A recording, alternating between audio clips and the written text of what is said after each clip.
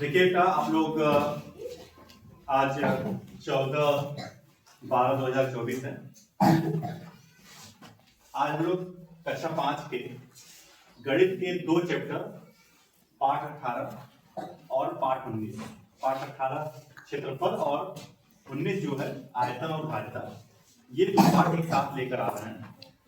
आप लोग वीडियो बनाने से पहले आप लोग को बता दिया गया है, क्योंकि आप लोग की सरलता के लिए कोई भ्रम की स्थिति उत्पन्न न हो, इसलिए ये वीडियो हम अपलोड कर दे रहे हैं कि आप लोग जाकर घर पर पुनः एक बार देख सकते हैं। यदि कोई संशय या भ्रम की स्थिति उत्पन्न होती है तो ये दोनों चैप्टर एक साथ लाने का पर्पज ये था बेटा कि क्षेत्रफल और आयतन में अंतर आप लोग नहीं समझ पाते, दोनों पे एक साथ हम पढ़ा रहे हैं।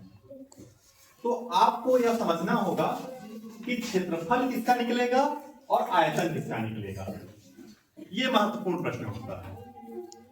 पहचान कैसे होगी इसकी, ये दोनों प्रश्न हैं।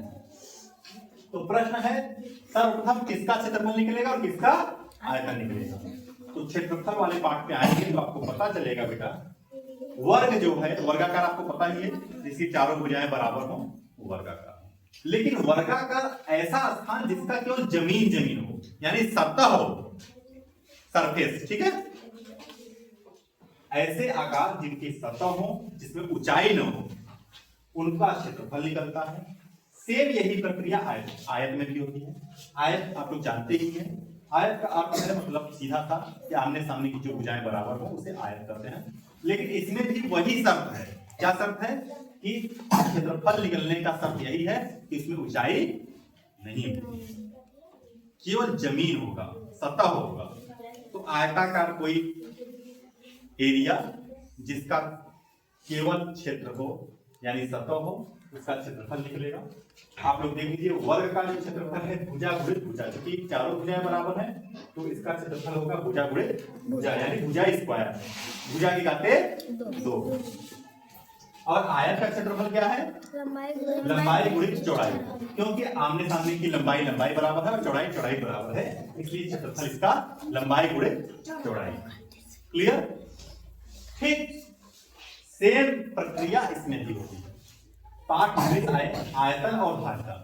आयतन क्या है? क्षेत्रफल का ही दूसरा रूप है, क्षेत्रफल का ही दूसरा रूप है। लेकिन अब इसमें क्या हो जाएगा? ऊंचाई आ जाएगी। सेम चीज वही रहेगा, बाकी केवल ऊंचाई जुड़ जाएगी। वर्ग जो है, वर्ग में ऊंचाई जोड़ने के बाद वह घन बन जाता है, आयत में ऊंचाई जोड़ने के बाद वह घनाभ बढ़ जा रहा है। इसलिए तो क्षेत्रफल में भी भुजा गुणित भुजा है, तो एक भुजा और जुड़ जाएगी यानी ऊंचाई जुड़ जाएगी। तो भुजा गुणित भुजा यानी भुजा की घाते 3। क्लियर हो गई? तो इसकी 3 भुजाएं, लंबाई गुणित चौड़ाई गुणित ऊंचाई, सेम चीज है। और घनाभ ये किसका रूप है? आयत का रूप है। तो घनाभ का आयतन क्या हो जाएगा?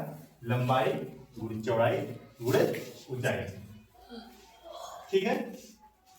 एक लास्ट में ये आया धारिता। धारिता क्या है आप लोग देख लीजिए बेटा। धारिता से तात्पर्य बेटा लिक्विड फॉर्म यानी द्रव पदार्थ, पानी, दूध, तेल किसी पात्र में आप डालते हैं, जितना वह जगह घेरता है, जितना माप में होता है, उससे धारिता करते हैं। आप एक बाल्टी में 2 जग पानी डाले तो उस बाल्टी की धारिता कितनी हो जाएगी? 2 जग। क्या हो जाएगी? एक गिलास में आपने 5 चम्मच तेल डाला तो उस गिलास की धारिता क्या हो जाएगी? 5 चम्मच। धारिता को लीटर मिलीलीटर में प्रदर्शित करते हैं। क्लियर हो गया? तो धारिता से सीधा तात्पर्य क्या है? वह कोई भी पात्र हो यानी बर्तन हो, उसमें जगह घेरने वाला स्थान। क्लियर? जिस पदार्थ से आप भर रहे हैं वो कितना जगह घेर रहा है, उसे धारिता कहते हैं। क्लियर हो गया? अब आइए एक प्रश्न देख लीजिए बेटा, क्षेत्रफल वाले में। आम का एक पेड़ है, लगाने के लिए 25 वर्ग मीटर जगह चाहिए। रहीम के खेत की लंबाई तथा चौड़ाई क्रमशः 50 मीटर और 40 मीटर है, वह खेत में अधिक से अधिक कितने पेड़ लगा सकते हैं। तो इस प्रश्न को देखकर ये लग रहा, आप बताइए, प्रश्न बताइए कि ये लंबा वर्गाकार क्षेत्रफल होगा या आयताकार? कैसे आपने पहचाना? वर्गाकार होता तो चारों भुजाएं बराबर होंगी, लेकिन इसमें क्या है, एक का 50 मीटर है, एक का 40 मीटर, यानी कम और ज्यादा है। तो निश्चित तौर पर यही पहचान हो गया कि यह आयतक होगा, आयताकार खेत होगा। पक्का? तो आइए इसको क्वेश्चन को हल करते हैं। तो आप क्षेत्रफल, आयत का क्षेत्रफल बराबर क्या होता है? लंबाई गुणे चौड़ाई। तो लंबाई गुणे चौड़ाई, लंबाई कितना आपका दिया है? 50 मीटर। कितना दिया है? 50 मीटर। और चौड़ाई कितना दिया है? 40 मीटर। तो पूरा करिए, 520 कितना हो गया? 2000 वर्ग मीटर। 2000 वर्ग मीटर। वर्ग लिख सकते हैं या मीटर स्क्वायर। मीटर का मीटर में जब गुणा होगा तो मीटर स्क्वायर भी हो सकता है, ठीक है। वर्ग के स्थान पे मीटर स्क्वायर भी कर सकते हैं। तो ये अभी उत्तर नहीं निकला है, लिखा है वह खेत में अधिक से अधिक कितने पेड़ लगा सकता है।